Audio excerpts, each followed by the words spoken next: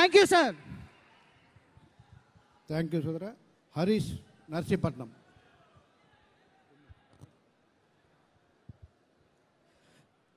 సభా ప్రాంగణాన్ని అలంకరించిన జన సైనికులకు, వీర మహిళలకు, సభా వేదికను అలంకరించిన పెద్దలకు, శాసనసభ్యులకు, ప్రభుత్వాన్ని అలంకరించిన ఉప ముఖ్యమంత్రి గారికి, ప్రభుత్వాన్ని అలంకరించిన పవన్ కళ్యాణ్ గారికి, ప్రభుత్వాన్ని అలంకరించిన మన అన్నయ్యకు హృదయపూర్వక నమస్కారాలు తెలియజేసుకుంటున్నాను. నా పేరు హరీష్ గొల్లవిల్లి, మాది నర్సీపట్నం నియోజకవర్గం. ఇక్కడున్న జన సైనికులు, వీర మహిళలు సామాన్యులు కాదు.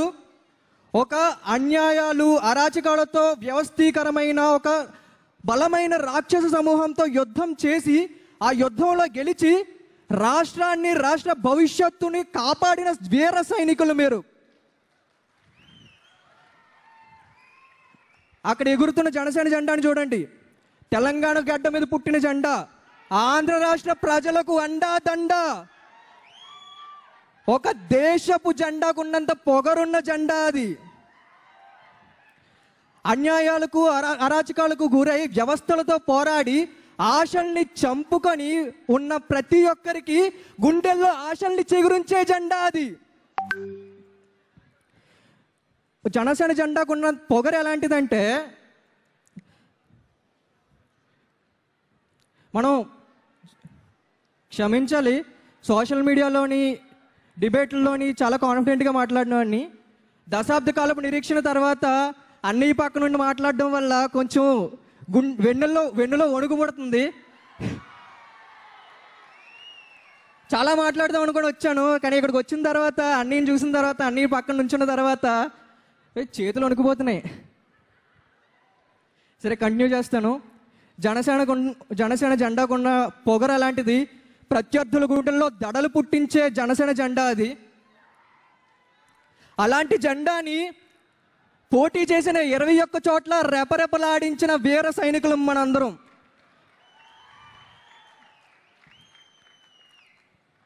మనం గెలిచిన తర్వాత మనందరం ఎందుకో రిలాక్స్ అయ్యాం అనిపిస్తుంది. మనం ఎవరి కోసం కష్టపడ్డాం? ఉప ముఖ్యమంత్రి పవన్ కళ్యాణ్ గారి కోసమా? అధ్యక్షులు పవన్ కళ్యాణ్ గారి కోసమా? మన అన్నయ్య పవన్ కళ్యాణ్ గారి కోసం కాదా? ఆయన మన అన్నయ్య కాదా? మహాశివుడు విశ్వమంతటికి దేవుడైనప్పటికీ విఘ్నేశ్వరుడికి అన్నయ్య అయినట్టు ఆయన ఉప ముఖ్యమంత్రి అయినా, ముఖ్యమంత్రి అయినా, ప్రధానమంత్రి అయినా కూడా మనకి మాత్రం అన్నయ్యే. ఆయనకి మనకి దూరం 2 గుండెలు మాత్రమే. ఆయన మన సొంత అన్నయ్య. ఇది మన సొంత party, Janasena party. Janasena party కోసం మనం శ్రమించాం, గెలిపించాం.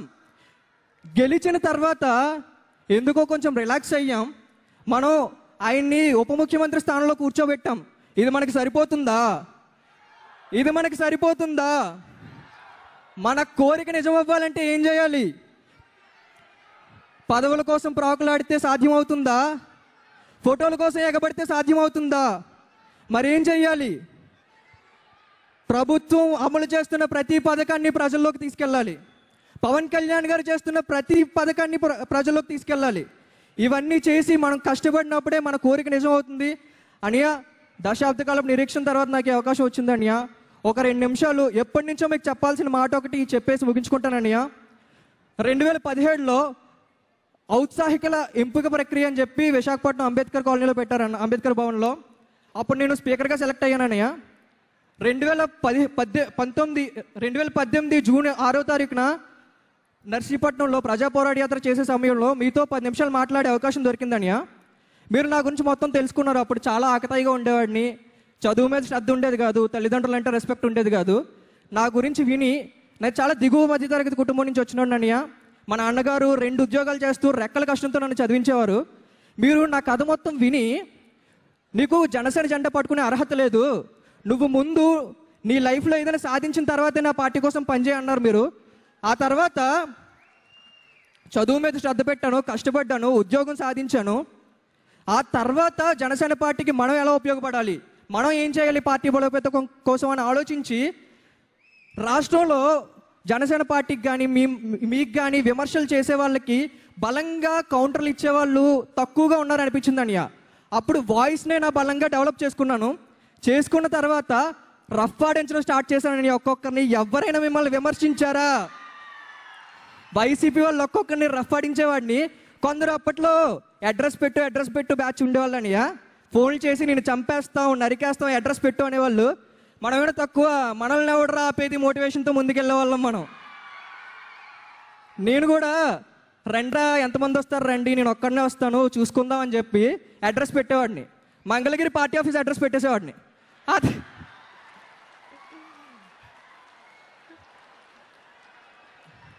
ఆ తర్వాత ఎవరు నా దగ్గరికి వచ్చేవాళ్ళు కదన్యా.